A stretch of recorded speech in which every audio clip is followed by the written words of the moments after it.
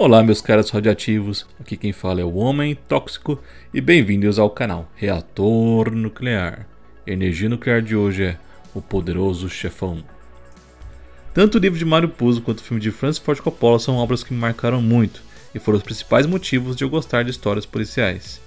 Por isso que eu gosto muito de ler histórias reais de máfia, como Os Intocáveis, Donnie Brasco, Testamento do Chefão, O Último Mafioso e assim por diante.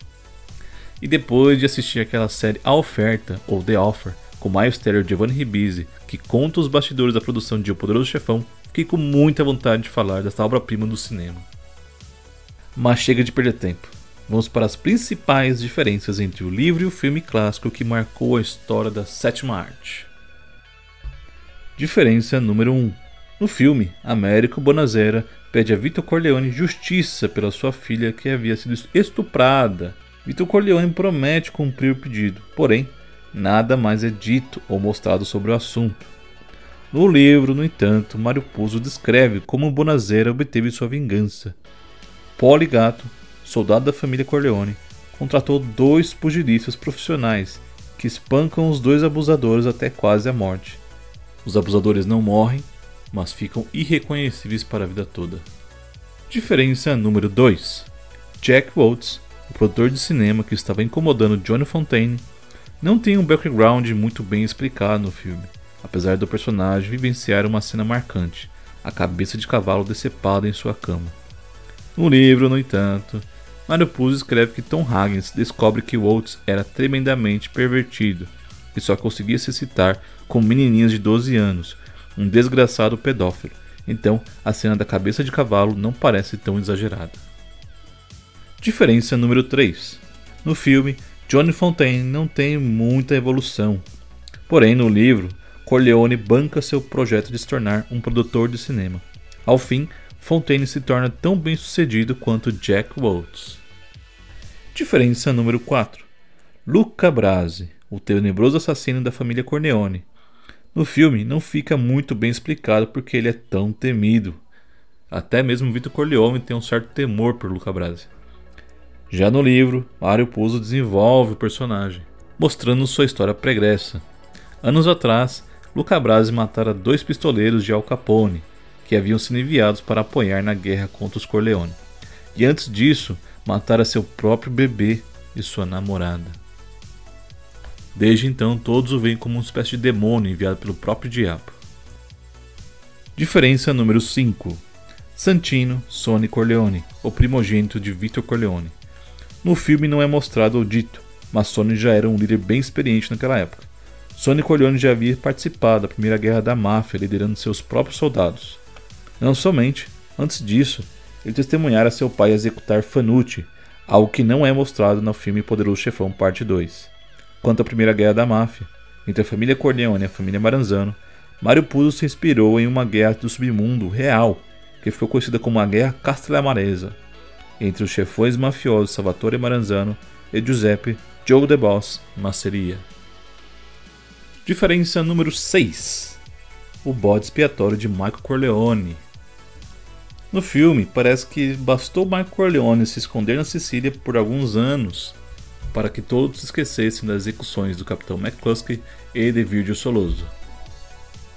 No entanto, no livro, a família Corleone teve que conseguir uma pessoa para se responsabilizar pelos homicídios e conseguir trazer de volta Michael Corleone.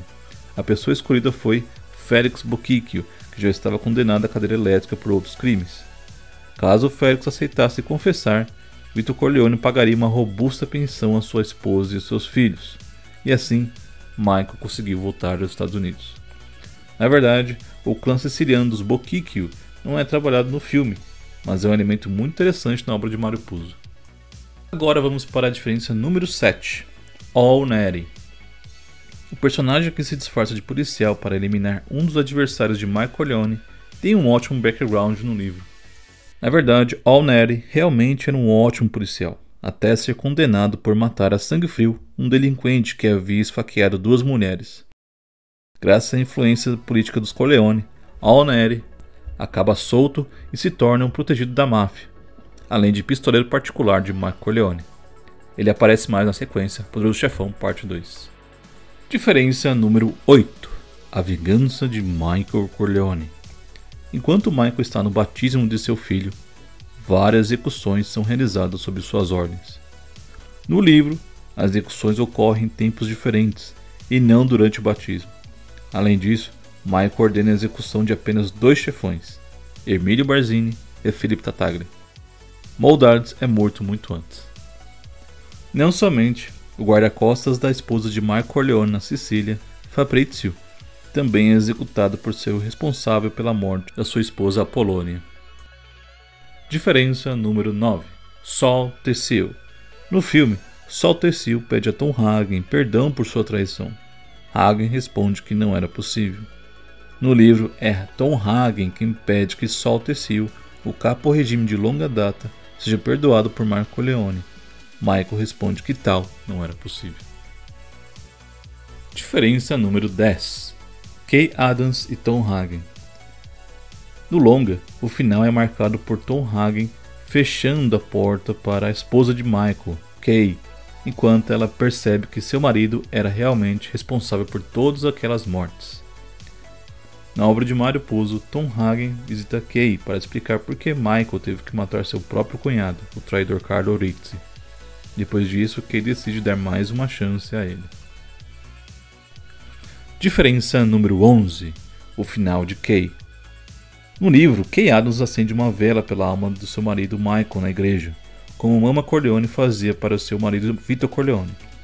Tal final mostra que a descendente de irlandeses, Kay Adams, havia de fato se tornado uma esposa siciliana, agora Kay Corleone. Diferença número 12. A ascensão de Vito Corleone. A história de como Corleone se tornara o poderoso Dom Vito com a morte de Fanucci é contada somente na sequência. Porém, tal história já havia sido contada no livro, num capítulo à parte.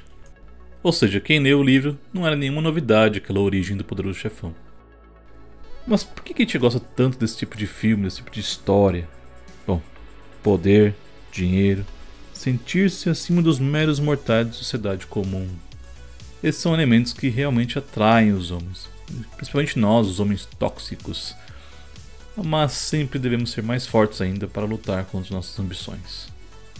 Devemos impor nossa vontade contra nossas paixões para sermos realmente seres úteis a nós mesmos, a Deus e à sociedade.